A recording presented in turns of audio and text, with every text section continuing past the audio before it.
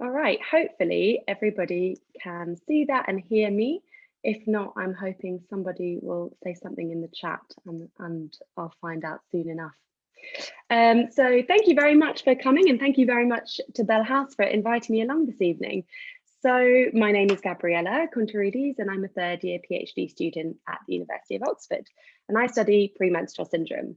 And we're trying to understand why people experience such different symptoms and severity of symptoms. So in this talk, I am going to be talking about a brief overview of what the menstrual cycle is, and then I'm going to give an explanation of the different views throughout history that we've had on menstruation, and then finally I'll be moving on to the current research. So before we get started, I just thought I'd ease us into it because, you know, Zoom meetings are very strange.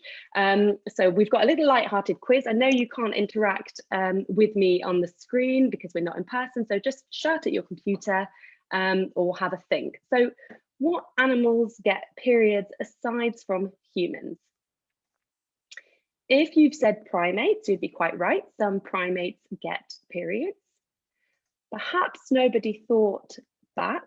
So we definitely get some bats getting periods, but not all. And then lastly, we have the spiny mouse right here and the elephant shrew, which is not a mouse nor an elephant, but they're very sweet. So these weird collection of animals get periods. So what could be going on?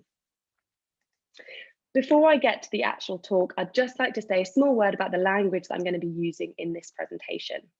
So when I use the word woman, I'm going to be talking about people who have menstrual cycles. But I'd like to be really clear that not all women experience menstrual cycles, and that doesn't make them any less women, and not everybody who menstruates identifies as a woman. So what is the menstrual cycle? Well, the menstrual cycle is on average 28 days long. This can vary from about 21 days to 35 days, but because all the medical textbooks use 28 days, that's what we're going to be using in this diagram. But do please keep in mind that the range is extreme.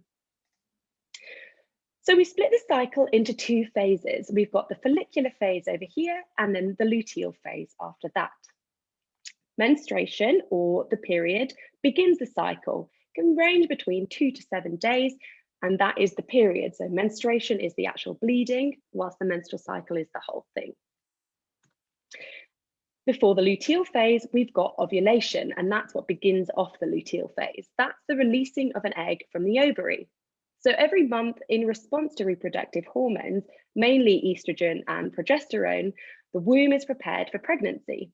If the egg released during ovulation is not fertilized, then pregnancy doesn't occur and the lining of the uterus breaks down and sheds.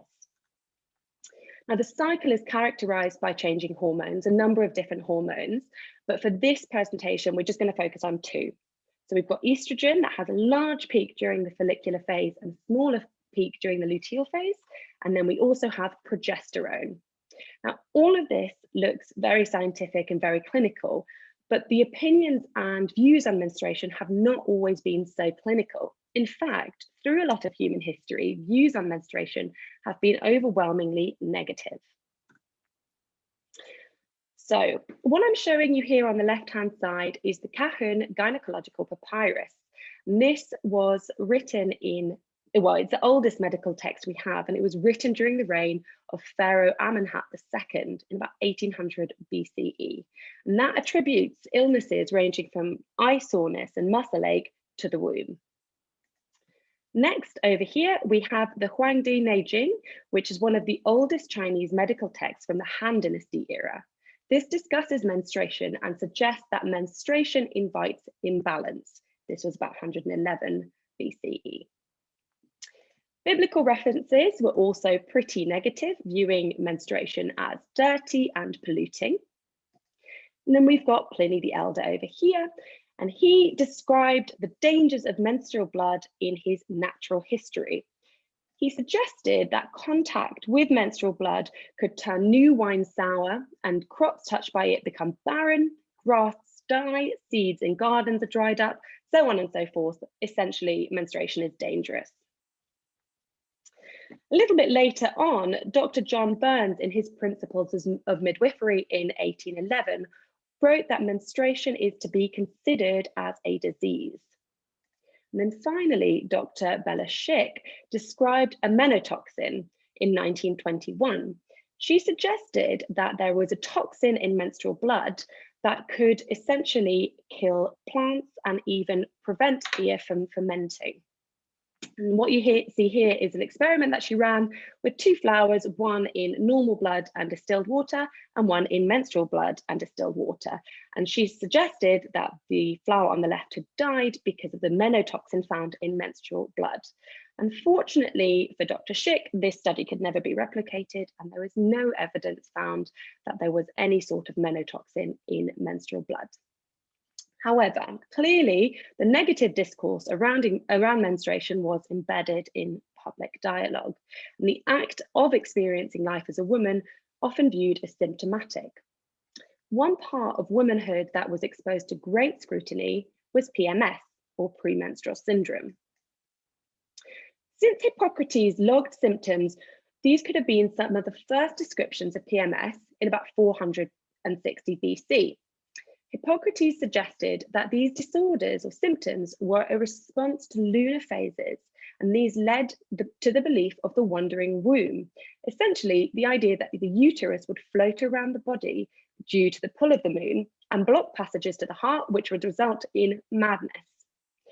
Progression into work on autopsies during the Renaissance challenged prior held beliefs about the wandering womb. As people began to do autopsies on women's bodies, it became very clear that the womb would not leave where its position was and wander around the body. And so the wandering womb was replaced by the word hysterical. Dr. Frederick Hollick wrote a book in 1855 called The Diseases of Women, Their Causes and Cure. And he describes that the kind of woman prone to hysteria would be like children. The merest trifles may make them transcendently happy or cast them into the most gloomy despair. So that was one of Hollick's famous statements from his book. Now, clearly hysteria was a very serious ailment that could make women depressed and unreasonable, according to Hollick. Another term that then entered the public canon was premenstrual tension. This arrived in 1931, coined by Frank, and he described a plethora of symptoms such as nervousness, impulsivity, and depression that women would experience the week before menstruation. In the early 1950s, Green and Dalton attempted to improve Frank's term and coined the phrase premenstrual syndrome. And they published this book right here, once a month, The Premenstrual Syndrome, which broadened both the time of the diagnosis, so it became any time during the second half of the menstrual cycle, the luteal phase, and the range of the symptoms women experienced to include sadness, constipation, anger, and food cravings, among many others. In the 1970s, the conversation shifted again, and raging hormones becomes part of the conversation. Now, this view suggested that women experienced such surges of hormones at certain times of the month that they were out of control and unfit to be a mother or a worker, or basically out of control as a human. In the late 1900s, both medical professionals and academics maintained perspectives that menstruation was dangerous, and this affected the public's views on menstruation, PMS, and women. In fact, Hubert Humphrey's physician, so Hubert Humphrey was the 38th Vice President of America, declared that women's raging hormonal influences made them unfit for office. But what was going on in the background?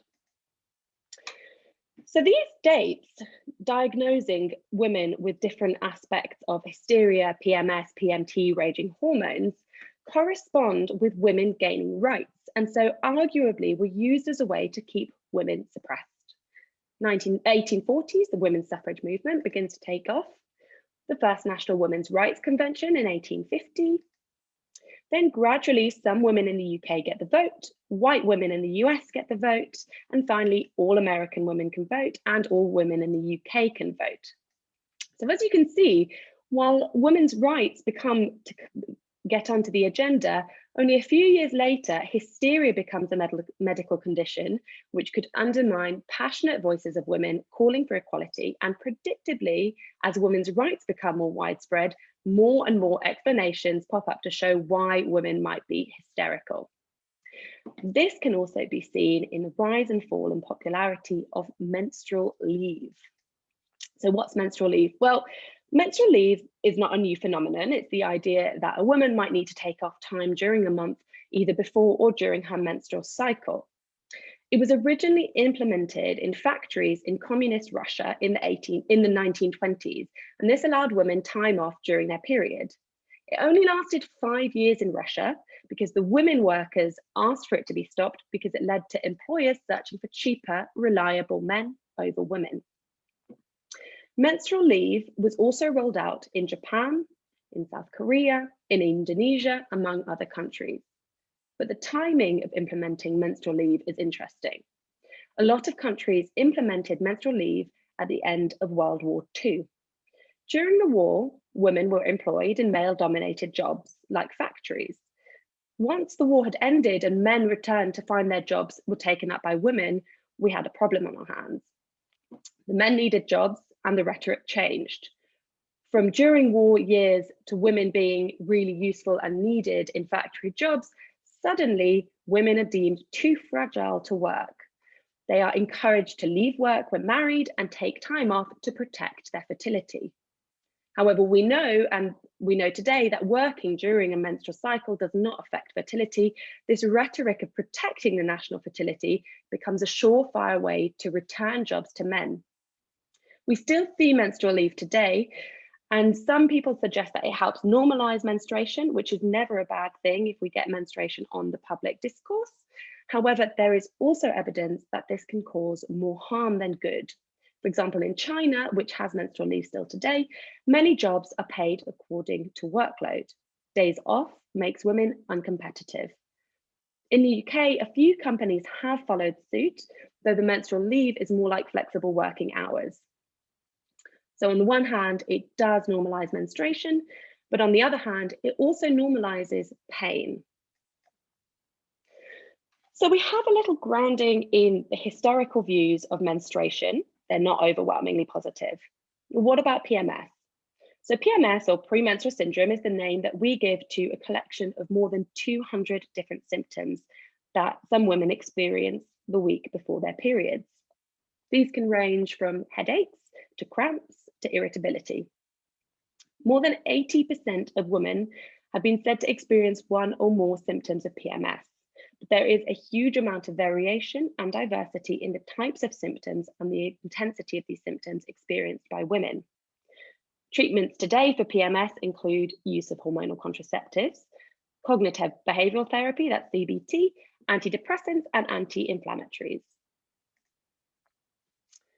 So, are women mad? Are women bad? Or are women just angry with justification?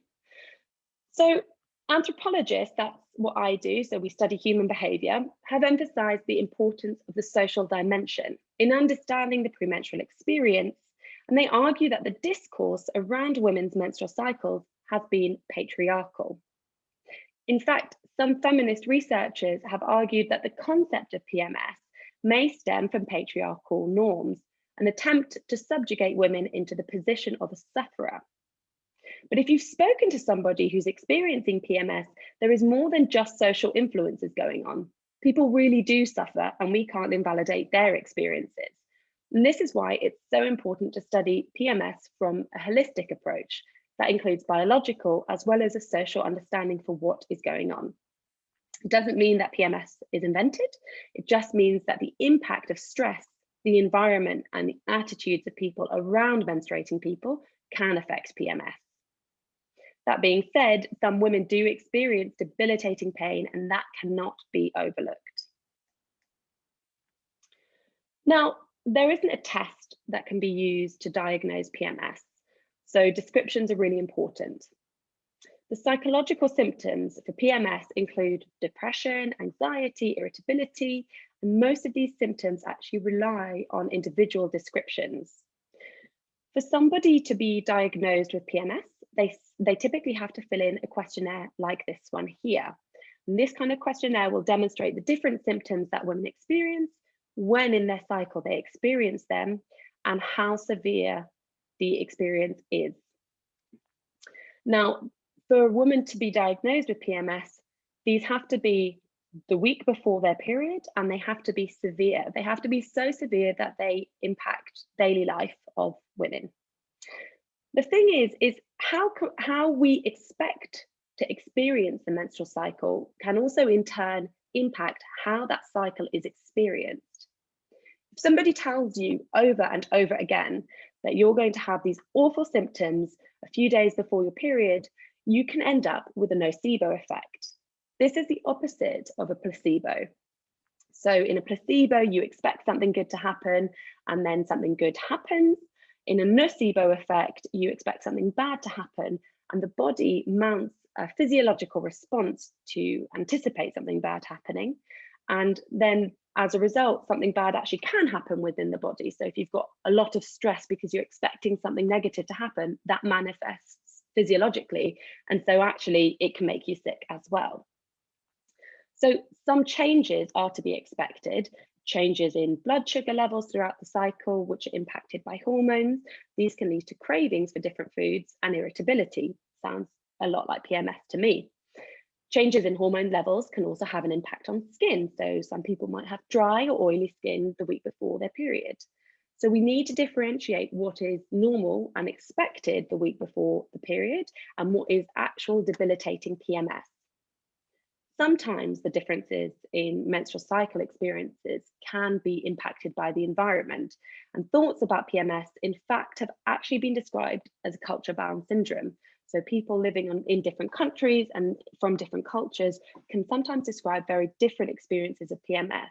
For example, in the UK, we hear about cramps a lot, and in Japan, women describe pressure on their backs and shoulders. So there are a few myths that are found in a number of cultures, including our own, and one of those is that of syncing periods and the moon. So a common belief is that the menstrual cycle synchronizes with the moon.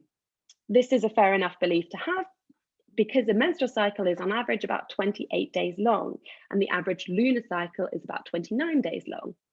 So in the past, when people didn't have access to calendars and phones to track days, the lunar cycle was often used to track time. And there are a lot of people who thought that the cycle of the moon had a direct impact on the menstrual cycle. But if that was the case, then we wouldn't see the range of lengths of menstrual cycles that we see today. From 21 days to about 35 days, all of that range is a normal menstrual cycle. And actually, the length of that menstrual cycle can vary both women to women, but also within the lifetime of one woman. So she might start off with very long cycles and end up with shorter cycles later on in life. We'd also see if the moon syncing was to be believed, we would see lots of women syncing at the same time. So all ovulating at the same time and all having their periods at the same time. We don't see that. Now, some people have actually argued that that might be due to the fact that we live in a modern era with electricity and light. That could be used as an explanation why the body can't sync up with the moon because we just don't see it enough. But that's really unlikely because there are plenty of people still today who live without electricity, and they also do not display this kind of synchronization. Also, they don't display synchronizing with each other. This is another common myth that I used to have, which is that people who live very close together menstruate at the same time. My supervisor did a study into this and found that there really was no evidence for this at all. Now, you'd be forgiven for having this idea because I also used to have it, but actually humans just look for patterns. And if one girl is menstruating and is coming to the end of her period and another one begins her period and they overlap just for one day of bleeding, people will see a pattern in that and suggest that they've synced up. But actually, statistically, if one person's cycle is 24 days long and another person's cycle is 30 days long, at some stage they will overlap. And then that doesn't necessarily mean they've synchronized, it just means that they've overlapped. Just because women's cycles don't synchronize with the moon and don't synchronize with each other doesn't mean that they can't be supportive of each other. There's a lot of rituals that people use with the moon and with each other, all surrounding menstruation, which can carry on despite the fact that women do not sync up with the moon nor with each other. So, tracking the cycle. One of the ways that we have learned that syncing with the moon and syncing with each other doesn't happen is because we've started tracking cycles. Now, the problem with pain is it is subjective. You can't measure it like you might measure somebody's temperature. So a really good resource for women and doctors and researchers to understand changes through the menstrual cycle is to use a tracker. By tracking a cycle, patterns can become clear. Something normal from one woman may be abnormal in another woman and merit further investigation. There are a lot of ways to track cycles. One can do it by hand, and a really good resource is on Menstrual Matters, which is a website that I think Bell House will send out in the email later. If you'd prefer to do it by hand, or if people prefer to use apps, there's a lot of them available, some free and some not. If you wanted my advice, you should look for an app that allows you to export your data so that you can use it, and also that keeps your data safe. I use Clue, but I also work with Clue, so full transparency, you know, I'm not paid to promote, but I like Clue a lot. So while some women experience small or no changes throughout the menstrual cycle, others can experience real life affecting pain. And this is unacceptable. People shouldn't have to live with chronic pain. And in fact, this is one of the problems with menstrual leave, is that it's normalized that women should be expecting so much pain every month that they should be they need to take a few days off because of it. Nobody should be living with this kind of chronic pain. So some pain before and during the period is to be expected. Cramping in particular, because the womb is essentially made up of a thick wall of muscle, and muscle spasms allow the body to move the lining of the womb out of the body, in a similar way to cramps experienced during childbirth, though to a lesser degree. If your symptoms either before or during menstruation are so debilitating that you cannot work, it isn't normal and should not be normalized. The problem is that pain has often been normalized for women, particularly for Black women, who are much more likely to be turned away by doctor surgeries and labeled as hypochondriacs even today. There is an incorrect view that Black and white people are biologically different, and that Black women feel less pain than white women do. This is shown in the consistent underprescription of painkillers by doctors to Black people in the UK. These beliefs in biological differences between race were championed by scientists and doctors to justify slavery and the inhumane use of Black men and women in medical research. Even into the 20th century, researchers continued to experiment on Black people based in part on the assumption that the Black body was more resistant to pain and injury. Despite decades of research, why some women experience PMS and others do not remains unclear. Some have argued that PMS may stem from hormonal level differences. We saw before that cycle of hormones. It would be reasonable to assume that the cycle of hormones could cause PMS, but there is no evidence to support this. Studies looking into different women's hormonal levels and hormonal changes do not lead to any clarification on why one woman might experience PMS and the other not. The truth is, we aren't really sure why some women experience PMS and others don't, but we have some ideas. Why don't we know more about PMS? Well, the sad truth is that women have been historically omitted from research. It was only relatively recently that women were able to become doctors and researchers, and so-called women's issues were often forgotten or neglected. For a long time, the prevailing belief was that women were just small men, and so research into men's bodies were thought to be applicable to women as well. Now, there are protectionist guidelines for medical research, and there was a huge reluctance to test drugs on reproductive age women. And this was prompted in part by the thalidomide experiment, which led to the death of 80,000 babies.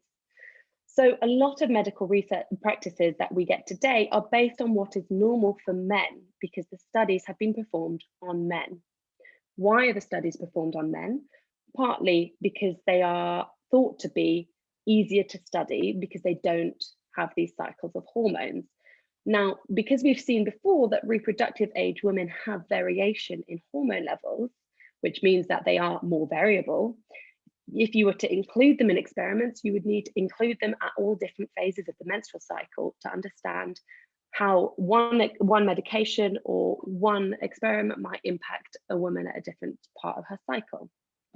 So instead of using women and using them at all sorts of different stages of their reproductive cycles, instead, men and postmenopausal women are used because they're thought to be more stable. Still today, women remain underrepresented in medical research. It's not just humans, but animals as well. Over 80% of studies use only male animals. Now, through a lack of research and historically through a majority of male physicians, the female life cycle is still seen as more complex than the default male one. And this leads to something that feminist research has called male as norm. It's really important to clarify that the female life cycle is not more complex than the male life cycle. It's just different. The reproductive cycle and the reproductive phases are just different, not more complicated. They're only seen as more complicated because no one's actually done the studies. Now, if you take this idea of male as norm, in our society, we view disease as something defined as a deviation from the normal. So you're diseased or you're sick if something isn't normal. So it's maybe unsurprising that the unpredictable nature of the menstrual cycle has been described as evolutionarily abnormal and perhaps even dangerous. This idea that women are deviant from the normal can lead to the idea that even the most normal women are sick. Now, the issues that affect everybody don't include women. The studies into the issues that affect everybody often don't include women. Not only that, but issues that only affect women are often understudied. So women are hit with this double layer of omission from research. So why do we actually think women get PMS? As I've explained already, we're not sure. There hasn't been enough research, but we have some ideas, and this is what we're studying at the moment. So one idea is that of inflammation. We know that these hormones, progesterone, estrogen here, and progesterone change throughout the cycle. These hormones are related to inflammation. So inflammation goes up and down with them. What does inflammation do? Well, inflammation is the body's way to protect itself from infection. Too much inflammation can lead to depression, anxiety, increased blood pressure, and other things. Inflammation protects the body, but too much inflammation does not. If we go back to this diagram of the menstrual cycle, we can actually think of it as a cycle of inflammation. During ovulation right here, part of the immune system is suppressed. That is because the egg needs to be able to embed itself and implant if it's fertilized. For something to implant into a body, well, the immune system needs to be suppressed just slightly, otherwise the body will react to it, mount a huge inflammatory response and reject the egg completely. So for a little bit, the immunity is downregulated. After the egg is fertilized and embeds, or if it is not fertilized and leaves as menstruation, then the immune system goes right back up to where it was before and inflammation shoots up. And some people have suggested that it is this inflammation that can lead to premenstrual syndrome. So my PhD supervisor, Alex Alban over here, has been working on this for a long time, and she suggests that PMS could actually be a byproduct of these changes in inflammation that we experience every month. So it would make sense that some of the symptoms of PMS are alleviated with anti-inflammatory medicines. That's what we're trying to research right now. So some past research that we've done last year has involved looking at the way that we ask people about their premenstrual experiences. If you're a doctor, or if you're a woman who's been to the doctors about PMS, or even you've spoken to a woman who's been to the doctors about PMS, you might have tried to think about how you were asked about PMS. The likelihood is you were asked to fill out some kind of survey like the one we showed before. It turns out, based on our research here, that the way you ask women about their premenstrual experience affects what they will report. if you ask somebody what premenstrual syndrome symptoms they experience, they'll tell you overwhelmingly negative responses, things like cramps or depression or headaches. Now, if you ask women with some very clear language and ask for both negative and positive changes, our research has suggested that despite the fact that the reports are overwhelmingly negative, so to be very clear, PMS is still very debilitating for a lot of women, some women do actually report positive changes. These can include increased libido, increased energy. So we think that both the way that we ask about PMS can affect how women respond, but also inflammation is key. So if you ask women in specific ways, then you can expect to get specific type of responses. So it's very important that we in medical professions actually ask women very clearly what they experience and don't already preempt what they experience by asking what symptoms they have. If we reframe the conversation as changes rather than symptoms, we might be able to clarify a little bit more the different experiences that women have. Now, because COVID is an inflammatory illness, we're at the moment trying to study whether there is any impact that COVID could have on the menstrual cycle. And if you'd like to be involved, I'll add the link to the study in the email that Bell House will send out after. Our idea is that as the menstrual cycle is a cycle of inflammation and COVID is inflammatory, then perhaps there could be some kind of link or effect that one may have on the other. But to be very clear, this is not yet, we haven't proven anything so far. We're just doing surveys. And once we finish the surveys, we hope to get some kind of clinical research going as well. Now, at the moment, vaccines are a huge part of the conversation. And I don't study vaccines at all, but there is a fantastic researcher in America, Kate Clancy, who has a lab, and they are studying vaccines. So I'll add that to the email to be sent out as well, if you'd like to take part in that. So that's pretty much all I've got for you guys today. So thank you very much for listening. And I want to say a big thank you to Clue for working with me, my university and the ESRC for funding me, and my supervisor, Alex Alvern, for the support. So if anybody has any questions, I think we've got plenty of time. So I'm going to stop sharing and please do ask. Yeah, thank you so much, Gabriella. That's such an insightful talk, and it's so positive to hear that